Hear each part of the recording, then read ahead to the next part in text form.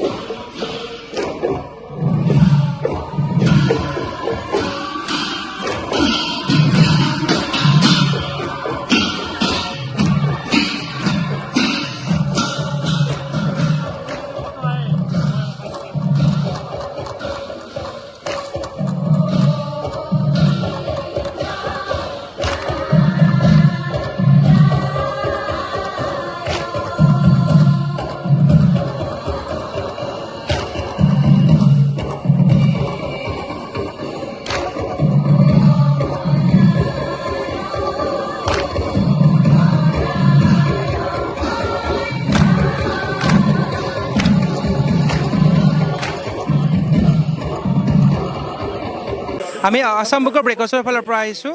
মোৰ নাম ডক্টৰ তীৰ্থংকৰ শৰ্মা। আমাৰ লগত আছে আসাম বুক অফ ৰেকৰ্ডছৰ ফাউণ্ডাৰ মঞ্জিত শৰ্মা ছাৰ আৰু আমাৰ টীম। হাউলিৰ এই সুন্দৰ প্ৰচেষ্টা আমি শলাগিছোঁ আৰু ইমান ধুনীয়াকৈ অৰ্গেনাইজ কৰাৰ বাবে আপোনালোকক ধন্যবাদ জ্ঞাপন কৰিছোঁ হাউলিৰ সমূহ ৰাইজকে। আৰু এই প্ৰয়াস ৭,০০০ মহিলাই একেলগে থিয় নাম পৰিৱেশন কৰা এইটো ৰেকৰ্ড হোৱা বুলি আমি ঘোষণা কৰিছোঁ।